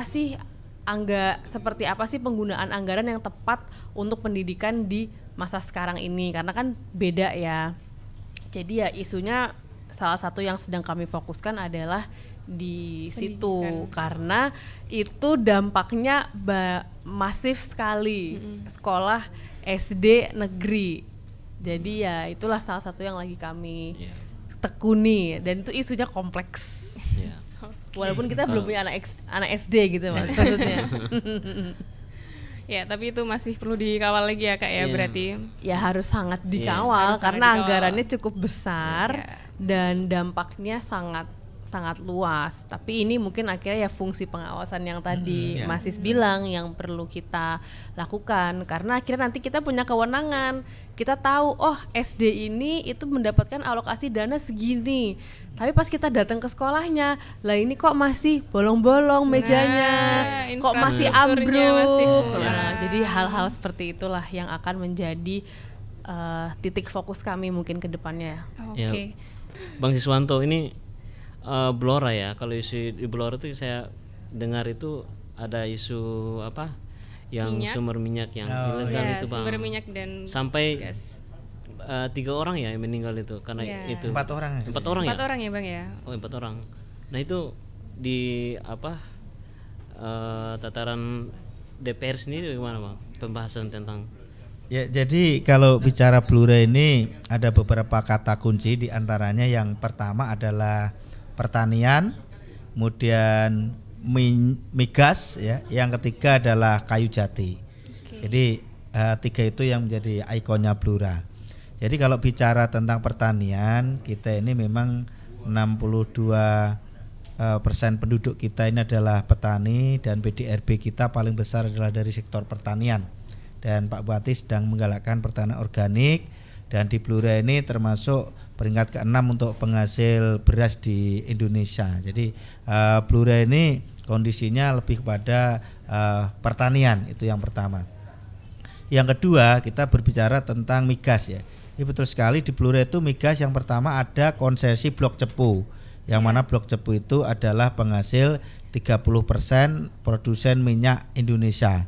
Tapi angka itu, Blok Cepu itu wilayahnya di sebagian di Bojonegoro, kemudian Blora, dan sedikit Kabupaten Tuban. Tetapi memang dana bagi hasil ini lebih besar Bojonegoro, karena Bojonegoro hampir 2 triliun setiap tahun, karena memang mulut sumurnya ada di sana dan regulasi pemerintah menyampaikan itu. Blora mendapatkan cuma sekitar 125 miliar pada tahun ini. Kemudian yang ketiga adalah kayu jati. Kayu jati kita memang dikelola oleh BUMN, Perhutani, dan ekspornya untuk pengrajin lokal juga sampai ke Eropa, baik dalam bentuk barang-barang yang sudah jadi ataupun kita stor kayu banyak ke Jepara ya itu. Jadi Blora ikonnya 3 itu. Kemudian untuk tadi berbicara tentang migas, yang pertama konsesi Blok Cepu, yang kedua adalah konsesi yang selama ini sudah digarap oleh Pertamina, yang keempat adalah sumur tua, yang ketiga adalah sumur tua, yang keempat adalah sumur masyarakat. Nah, yang kemarin meledak itu yang sumur masyarakat, jadi yang kategori yang keempat. Jadi memang adanya potensi migas ini sebenarnya kalau lebih diberdayakan lagi, apalagi sekarang ada Peraturan Menteri SDM nomor 14 tahun 2025 tentang pengusahaan migas khususnya sumur masyarakat, ini bisa dikelola ya itu oleh BUMD, kemudian koperasi, juga UMKM. Di setiap daerah itu masing-masing satu BUMD, satu koperasi, satu UMKM. Nah, saat ini sedang pendataan di Blora ada sekitar 4.000 sumur masyarakat. Kalau yang sumur tua kita lebih dari 1.000. Nah, ini sedang pendataan, verifikasi, validasi yang nantinya akan di ACC tentunya oleh Kementerian SDM. Dalam hal ini ada Pak Bahlil Lahadalia yang juga konsen ke Blora, kemarin 2 kali ke Blora, bulan Juni 2 kali ke Blora beliau ke tempat kami dan melaunching untuk sumur masyarakat dan sumur tua, dan itu memang bisa menambah lifting migas, juga menambah jumlah tenaga kerja di Kabupaten Blora. Sehingga harapan kami setelah ada evaluasi karena ada yang meninggal itu, karena memang itu yang belum berizin kalau yang itu, dan berarti sehingga ya, itu safety-nya nggak ada, bahkan minim sekali. Nah, ini hadirnya Pak Bahlil, hadirnya Kementerian SDM, hadirnya Permen SDM 14 2025 adalah hadir di dalam rangka untuk sebagai wadah legalitas formalnya pengelolaan ini. Nah, ini maka sekarang Pak Bahlil betul sekali dengan adanya hadirnya permen ini nanti akan diwadahi, jadi antara BUMD yang mengelola, kemudian juga UMKM yang mengelola maupun koperasi yang mengelola sesuai permen ini, 3 ini nanti jualnya tetap ke Pertamina. Nah, jadi maka 3 ini diberi syarat kalau mau mengebor sumur, mengelola sumur, maka bagaimana SDM-nya harus diperhatikan, penambangnya, teknis ngedrillingnya, ngeburnya bagaimana, teknis nanti pengangkutannya bagaimana, teknis juga pembagian keuntungannya bagaimana, kemudian juga tenaga kerja lokal terserah bagaimana. Inilah hadirnya Pak Ketum Bahlil yang menjadi Menteri ESDM, dan ini nggak hanya di Blora tetapi di Indonesia yang diatur seperti itu. Kebetulan yang banyak itu ada di Musi Banyuasin, ada sekitar 20.000 sumur, kemudian Blora dan kabupaten lain. Ini akan meningkatkan lifting migas bisa sampai di atas 30.000 barel per hari, sehingga hadirnya beliau ini sudah tepat sekali, hadirnya permen tepat sekali. Itu menurut saya memang nanti perlu dipertajam di lapangan sehingga legalitas oke, tapi teknis drillingnya juga oke, safety-nya oke, SDM-nya oke, maka peningkatan perekonomian daerah-daerah yang ada sumur masyarakat di 6 provinsi ini saya yakin semakin naik. Jadi kebijakan Menteri SDM sudah tepat. Jadi yang kemarin ada kebakaran di Sumatera Selatan sama di Blora, Sumsel kan baru ada juga yang meninggal 3, di Blora ada 4, itu yang ilegal. Jadi sekarang mau dilegalkan Pak Bahlil dengan syarat SDM, teknologi, safety yang mumpuni. Jadi kami sebagai warga Blora dan sebagai Ketum Adkasi di Blora juga menyampaikan terima kasih kepada Bapak Menteri SDM dan jajaran karena sudah melegalkan ini dan akan melindungi safety ya untuk pengamanan masyarakat supaya ledakan itu tidak ada lagi, kebakaran tidak ada lagi sehingga orang nyaman dan aman bekerja di sektor migas khususnya sumur tua dan sumur masyarakat. Oke, Bang. Tapi dengar-dengar kalau sumur yang kemarin meledak itu berada di kawasan masyarakat, di permukiman warga. Nah, itu sebenarnya regulasinya bagaimana, Bang? Artinya apakah sumur tua itu bisa dioperasikan di wilayah masyarakat, di permukiman, atau harus ada jarak minimal? Nah, itu regulasinya seperti apa? Makanya kenapa harus hadir Permen 14 2025 dari Pak Menteri SDM dalam rangka adalah untuk safety. Jadi sekarang kalau yang lokasi-lokasi sumur masyarakat yang dekat perumahan sekarang udah pasti dilarang. Nah kemarin sebelum adanya permen itu kan udah banyak yang produksi. Kalau yang di luar dan jauh dari pemukiman sih no problem, tapi yang dekat pemukiman ini kan menjadi problem tersendiri bagi keamanan lingkungan dan warga sekitar. Sampai kemarin ada berapa ratus orang mengungsi.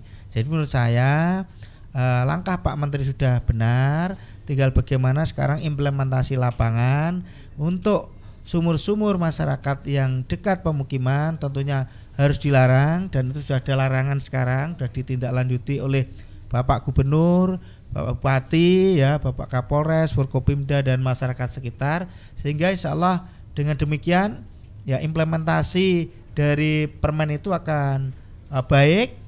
Dan tentunya kita dukung bersama-sama Bapak Menteri SDM supaya lifting migas itu naik, kemudian juga masyarakat bisa bekerja, ya, sehingga nanti kalau daerah maju sejahtera maka Indonesia maju. Ya. Balik lagi ya ke Indonesia maju. Ya. Oke, kita tunggu aksi nyatanya dan juga regulasinya bagaimana. Pengaplikasiannya di masyarakat. Oke, kita dari isu-isu lokal kita beranjak ke isu nasional. Ada apa nih Bang Yaya di isu nasional? Isu nasional ini Bang, kemarin ini enggak perihal pembubaran DPR ya. Pembubaran DPR kan tentu ya bisa saja itu berdampak sampai ke daerah, ada gejolak di sana. Jadi beberapa daerah itu terjadi ya lonjakan gejolak yang begitu besar. Nah, di Solo mungkin terdampak. Terdampak kemarin Bang, kantor DPRD kami dibakar. Waduh. Betul. Yang kena dampaknya itu area Setwannya Mas. Area sekretariat dewannya, sehingga kami sekarang berbagi ruangan bersama teman-teman Setwan. Kalau biasanya teman-teman Setwan yang mensupport kami, sekarang kami mensupport teman-teman Setwan. Itu salah satunya sih. Dini hari jam 2 pagi itu dibakar habis itu Kak. Area Setwannya. Area sekretariat dewannya. Berkas-berkasnya? Berkas-berkasnya tidak terselamatkan. Waduh. Kecuali yang tersimpan di dalam berangkas, tapi mayoritas itu tidak terselamatkan. Jadi salah satu dampaknya seperti itu ya, mungkin itu menjadi puncak daripada kulminasi keresahan yang ada, mungkin salah satunya seperti itu. Dan tidak lama setelah itu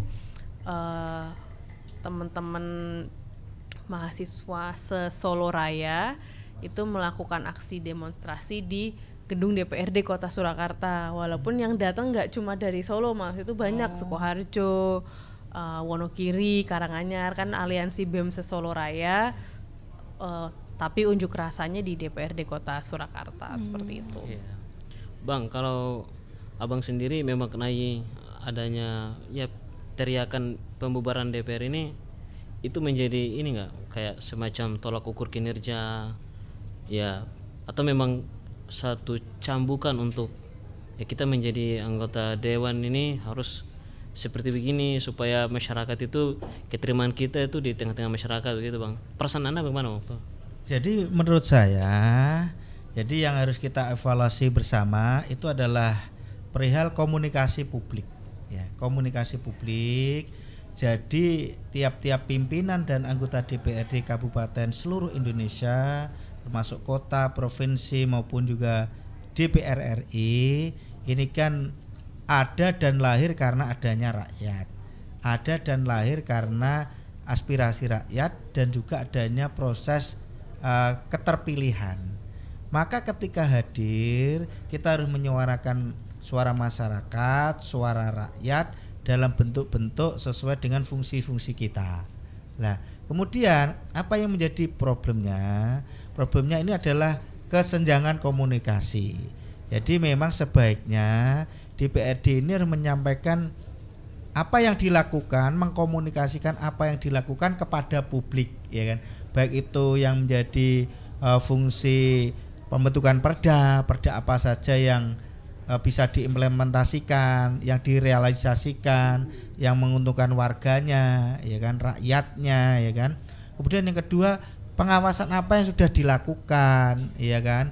Kemudian juga fungsi anggaran apa yang sudah dilakukan, termasuk tadi tentang sekolah roboh, bagaimana kita diperbaiki Pemda atas usulan DPRD, bagaimana juga misalnya regrouping sekolah, bagaimana penanganan jalan rusak, kemudian rumah terbakar, kemudian juga atap sekolah yang ambrol, jembatan yang rusak, kemudian bagaimana kita membantu lansia-lansia, bagaimana penanganan terhadap stunting. Jadi semua itu menurut saya kita juga bisa berkomunikasi dengan publik, dengan rakyat, kita sampaikan itu melalui ruang-ruang baik itu reses maupun juga media sosial dan ruang-ruang yang lain menurut saya. Lah ini yang harus digagas, termasuk dengan adanya resonansi ini menurut saya, termasuk Mbak Sekar ini juga mantan jurnalis, sekolah jurnalis, kuliah jurnalis, dan juga medsosnya juga kenceng ini. Nah ini salah satu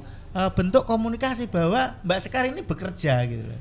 Saya ini bekerja, Bapak Ibu Dewan yang lain bekerja, itulah harus ditonjolkan adalah komunikasi publik bahwa kita hadir karena rakyat ya harus bekerja, dikomunikasikan kepada rakyat. Oh bahwa pada pekan ini kita ini loh rapat paripurna mengesahkan tentang kenaikan tunjangan, diantaranya menaikkan tunjangan guru misalnya. Yang guru SD PAUD misalnya yang honorer cuma 200.000, 300.000 per bulan ya Pak Sekar ya. Sekarang kita naikkan jadi 1 juta misalnya. Belum UMR tetapi paling enggak ada progres kenaikan. Termasuk guru PAUD yang dulu cuma 50.000, sekarang di Blora misalnya dinaikkan jadi 300.000 misalnya. Termasuk mungkin di Solo dengan jumlah kita besaran yang berbeda-beda, nambahnya segitu. Nah, tapi itu yang seharusnya dikomunikasikan kepada publik. Nah, tetapi kadang ada saudara-saudara kita baik di pusat maupun daerah di PRRI Kabupaten ini yang tadi ada muncul flexing, yang dirilis di medsos mungkin jumlah kekayaannya, jumlah yang dimilikinya, kemudian jumlah liburannya, mobil-mobil atau sportnya, mobilnya, atau cuma kulinernya, ya kan. Jadi yang kadang di saat rakyat pada situasi dan kondisi misalnya sedang ada fluktuasi pas perekonomian lagi lesu, banyak PHK, ya, kemudian banyak pengangguran, banyak orang kemudian berprasangka negatif. Kalau diterus-teruskan dengan adanya komunikasi yang negatif seperti itu, orang menilai ini ada kesenjangan yang terlalu jauh, terlalu besar, sehingga kemudian rakyat menilai di saat kami sedang lapar, rakyat sedang kesulitan, ternyata wakil rakyat yang kita pilih ternyata berpoya-poya dan juga dia lebih cenderung hedonisme. Jadi maka menurut saya padahal sebenarnya Bapak Ibu anggota dewan yang kemarin mungkin ada yang sudah menyampaikan komunikasi publik tentang kekayaan dan sebagainya, memang sebelum dewan ya memang sudah kaya mereka, termasuk nama-nama yang populer kemarin memang sudah kaya, entah dia sebagai pengusaha, sebagai artis atau ya kan ya, sebagai profesional memang sebenarnya sudah kaya. Tapi ketika jadi dewan beda dengan pengusaha.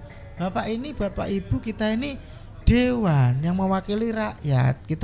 Kita mendengarkan suara rakyat, maka kita harus paham tidak semua rakyat kita itu kaya-kaya kita. Walaupun Anda kaya ini karena sebelum dewan sudah kaya, sebelum jadi kepala pemerintahan, kepala daerah Anda sudah kaya, tapi tidak perlu Anda tunjukkan kalau Anda kaya. Justru yang paling penting, Anda berasal dari orang miskin, orang kaya, orang kampung, atau siapapun Anda ketika jadi rakyat, maka utamakan harus membela kepentingan rakyat dalam hal pengangguran, dalam penganggaran, dalam legislasi, dan itu komunikasikanlah dalam bentuk-bentuk bisa podcast, resonansi, bisa kayak IG-nya Mbak Sekar ya kan, ada mungkin juga channel YouTube, bisa dalam bentuk TikTok, Facebook dan X, dan dalam bentuk-bentuk yang lain, website ya, semua saya rasa medsos maupun media mainstream maupun ruang-ruang komunikasi ketika kita terjun ke masyarakat, siapapun Anda wakil rakyat, tunjukkan kinerja Anda dan juga komunikasikan dengan baik apa yang Anda lakukan perjuangan untuk rakyat Anda. Itu yang paling penting sebenarnya, clue-nya di situ. Kalau pembubaran saya rasa kita dilindungi undang-undang, ada di Undang-Undang Dasar Negara Republik Indonesia tahun 1945. Jadi saya rasa kehadiran DPRD RI penting dalam rangka untuk mengawasi kinerja dari pemerintah dan juga pemerintahan daerah. Itu yang paling penting, clue-nya di situ. Baik. Ya, berarti harus ada penyesuaian ya Bang ya, ketika jadi harus tokoh. Evaluasi. Ketika jadi tokoh publik mewakili masyarakat, ya berarti harus merepresentasikan kondisi masyarakat juga. Kalau Bang Siswanto kan ngomongnya tuh ada gap komunikasi, itu yang harus diperbaiki. Nah, mungkin karena gap komunikasi itulah terjadi gejolak ya, sehingga kita lihat tragedi meninggalnya pendemo itu yang ojol Afan Kurniawan. Kalau Mbak Sekar sendiri, apakah memang itu karena ada gap komunikasi antara relasi itu memang cukup jauh, atau memang ini berupa puncak dari kulminasi dari berbagai persoalan?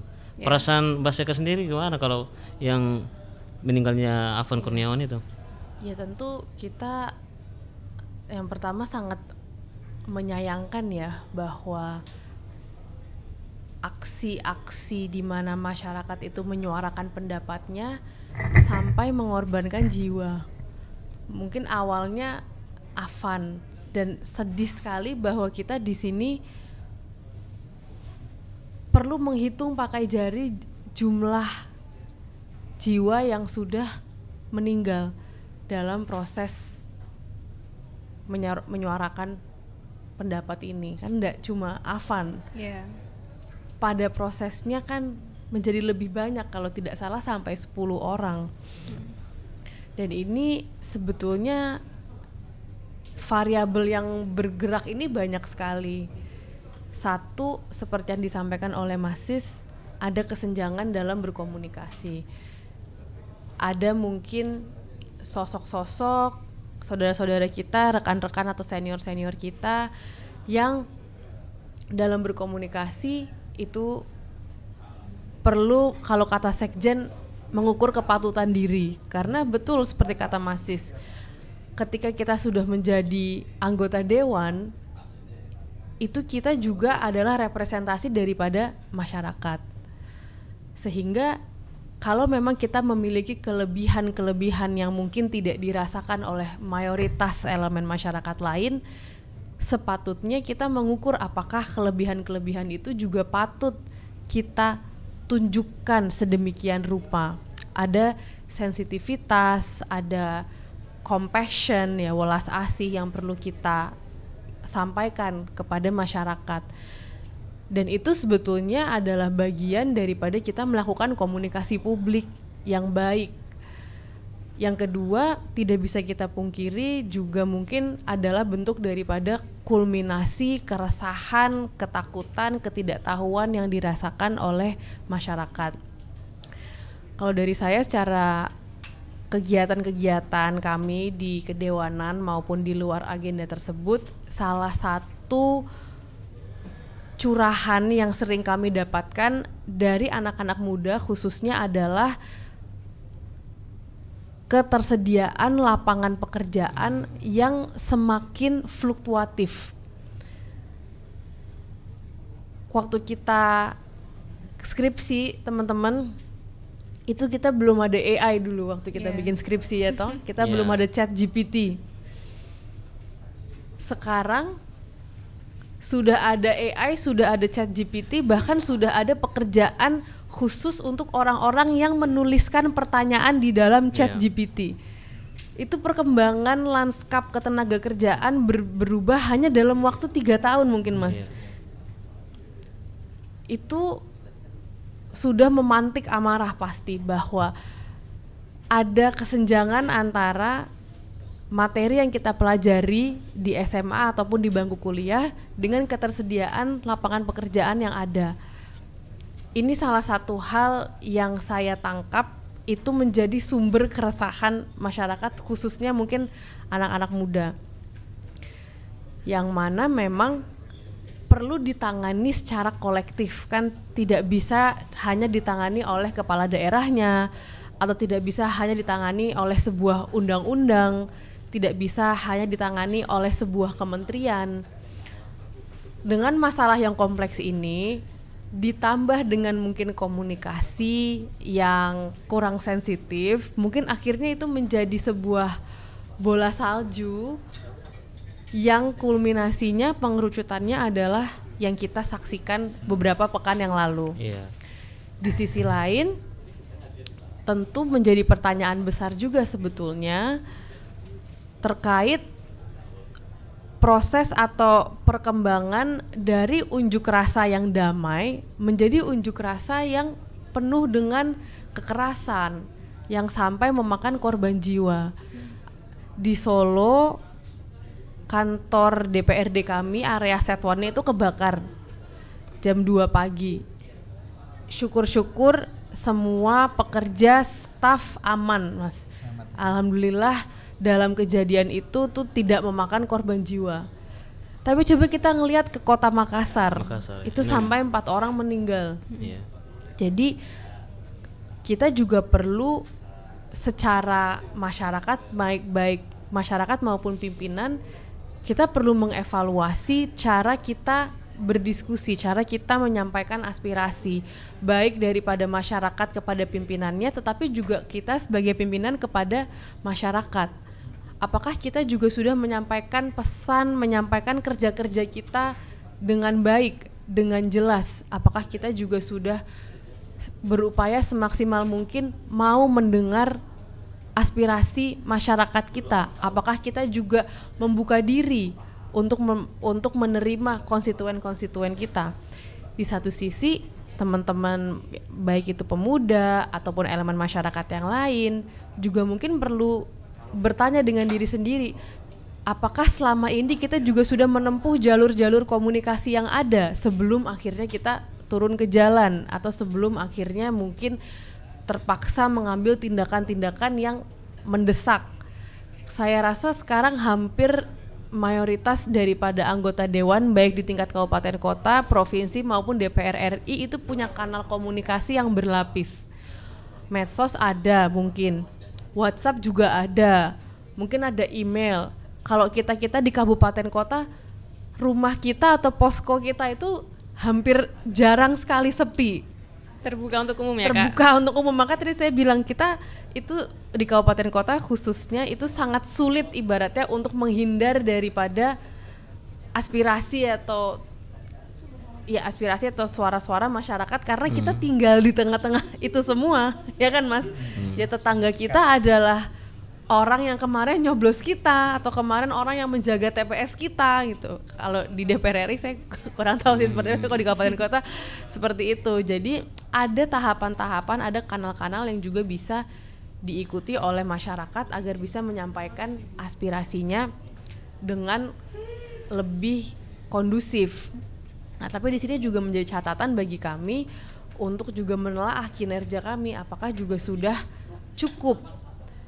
Tentu ini menjadi ruang dialog yang sangat penting ya. Kalau kami di Solo akhirnya rekan-rekan mahasiswa yang kemarin itu melakukan aksi damai di DPRD itu diundang oleh Ketua DPR dan ada audiensi khusus antara teman-teman mahasiswa dengan komisi-komisi yang bersangkutan. Jadi tuntutan teman-teman mahasiswa ini apa? Misalnya berhubungan dengan kesejahteraan masyarakat atau akses terhadap kesehatan, yaitu nanti audiensinya dengan komisi 4. Kebetulan komisi kami. Misalnya tuntutan yang lainnya adalah tentang kinerja aparat penegak hukum. Nanti itu audiensinya dengan komisi 1. Jadi itu yang dilakukan oleh DPRD kami di Kota Solo. Nah, mungkin apa yang dilakukan oleh pimpinan-pimpinan atau pemerintah-pemerintah di daerah dan kabupaten lain itu ya tentu menjadi kewenangan masing-masing. Tapi ini memang menjadi momen untuk kita berefleksi. Dan kalau kami, karena tadi masih sudah menyampaikan aktif di medsos, kebetulan karena kami main medsos sudah dari dulu banget masih. Dari sejak masih SMA tahun 2000, tahun berapa kita SMA? Tahun 2013 itu sudah main medsos sebelum akhirnya kita perlu medsos untuk berkampanye atau berkomunikasi dengan publik ya. Jadi sudah sangat natural mungkin bagi kami, dan itu banyak sekali DM yang masuk tentang keresahan, tentang bagaimana cara kita bisa melakukan audiensi, bahkan pertanyaan-pertanyaan dari teman-teman, Mbak, kenapa ya sekarang kok situasinya seperti ini?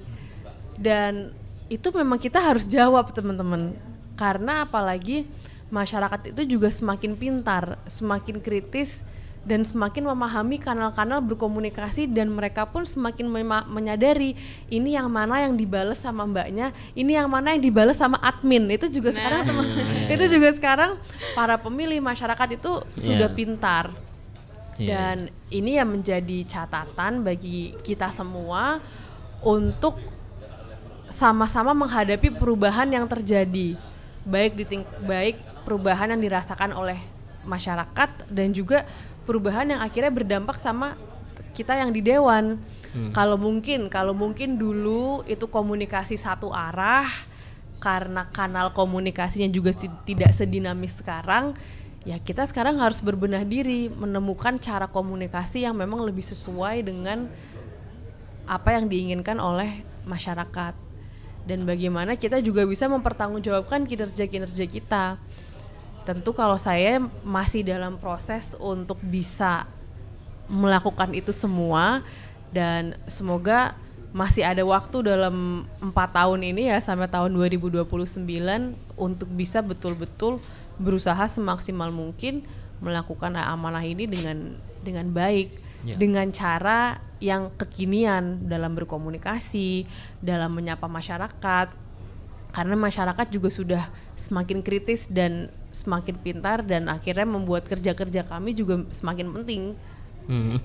Jadi dipantau sama masyarakat ini.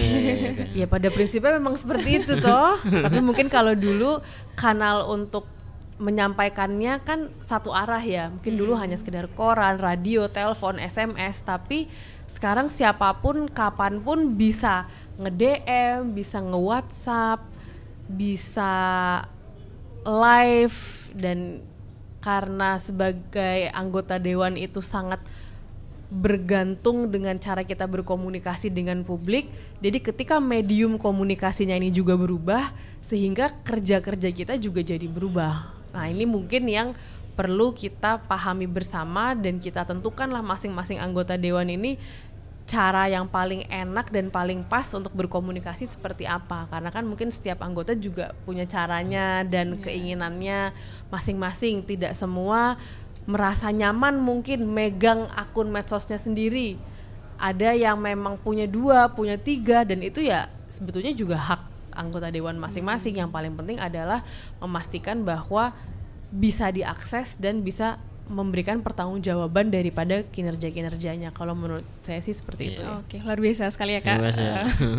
Karena masih muda, jadi kelihatan bagaimana Kak Sekar dan juga Bang Sis ini menyampaikan pendapatnya, merespon bagaimana pertanyaan kita, sudah sangat kelihatan sekali ya kalau sudah berpengalaman nih. Bang Mungkin Sis. Masis ya, kalau aku tidak terlalu berpengalaman. Tapi kan sudah banyak di jurnalistik Kak. Oke, siap. Oke, kita sudah di penghujung acara nih Kak, karena tadi sudah banyak diskusi. Ada satu hal yang ingin kami tahu dan juga mungkin bisa menjadi motivasi untuk teman-teman kalangan muda yang ingin masuk ke dunia politik. Ada nggak Kak nasihat mungkin atau masukan untuk kalangan muda yang ingin terjun ke dunia politik, apalagi untuk yang pertama kali? Juga kayak saya nih, yang belum terlambat kan? Walaupun udah tua tapi belum terlambat. Dari Bang Sis dulu mungkin. Ya, jadi menurut saya politik ini adalah sarana. Jadi politik ini adalah sarana untuk kita mendapatkan kekuasaan. Ya, clue-nya itu dulu. Jadi menurut saya, maka untuk kekuasaan itu karena kita akan punya kewenangan membuat kebijakan-kebijakan dalam konteks berbagai bidang, baik perekonomian, sosial, olahraga, budaya, melalui kebijakan-kebijakan sesuai dengan levelnya, baik di pusat, provinsi maupun daerah. Maka kalau anak-anak muda ini apatis terhadap politik, maka siapa yang harus masuk ke area politik? Padahal begitu urgent peran politik untuk menjadi penguasa, untuk punya kewenangan, untuk membuat kebijakan untuk kesejahteraan rakyat. Sehingga menurut saya politik ini harus didekati. Makin banyak anak-anak muda, makin banyak perempuan, makin banyak orang-orang baik masuk ke politik, maka wajah politik ini akan semakin baik. Kalau baik maka pejabatnya baik, kebijakan yang dibuat akan baik, maka rakyat sejahtera. Tapi kalau politik dijauhi, dikira ini politik ini jahat, politik ini jelek, politik tidak baik, maka orang-orang jelek, orang-orang tidak baik masuk politik, jadi panggung politik, menjadi penguasa, kebijakannya juga tidak baik, maka rakyat jauh dari kata sejahtera. Jadi saya mengajak ke perempuan, pemuda, pengusaha, orang-orang baik, kita harus berempati terhadap politik, senang berpolitik, masuk politik supaya politik baik, kepenguasannya baik, kemudian kebijakannya baik, maka rakyat sejahtera. Jadi itu benarnya politik. Indonesia maju. Alhamdulillah. Siap. Dari Kak Sekar. Pada prinsipnya sepakat dengan yang disampaikan oleh Mas Siswanto, teman-teman. Mungkin satu hal yang ingin saya tambahkan adalah bahwa teman-teman juga perlu mengetahui apa yang ingin diperjuangkan, karena ketika kita sudah memiliki kekuasaan itu dan kita tidak tahu apa yang mau kita lakukan dengan kekuasaan ini, itulah terkadang terjadi di mana kita bisa digoyahkan. Nah, tapi politik ini kan alat ya teman-teman, sama kayak pulpennya Bang Yahya, sama kayak medsos yang kita pakai. Hasilnya bisa baik, bisa buruk, tergantung kita makainya gimana. Pulpen ini bisa kita gunakan untuk menulis surat cinta, bisa kita gunakan untuk menulis manifesto, tapi kita juga bisa gunakan untuk menyakiti orang lain. Sama seperti politik, ketika kita sudah memiliki kekuasaan itu, misalnya Mas Siswanto dari yang tadinya menyambung proposal, sekarang jadi yang meng-ACC proposal, sekarang bahkan sudah di posisi mengadvokasi kepentingan orang-orang yang meng-ACC proposal. Itu kan sebuah kekuasaan yang sangat luar biasa. Itu mau kita apakan kekuasaan itu. Nah, sehingga bagi teman-teman yang punya keinginan, punya panggilan, ketertarikan untuk masuk ke dalam dunia ini, menjadi sangat penting untuk kita punya visi tersebut. Ketika kita sudah menduduki posisi yang punya kewenangan ini mau kita gunakan untuk apa? Sebaik-baiknya adalah untuk kemaslahatan masyarakat. Masyarakat yang mana? Kita mau fokus di isu apa? Elemen yang mana yang mau kita tingkatkan kesejahteraan, yang mau kita perluas aksesnya.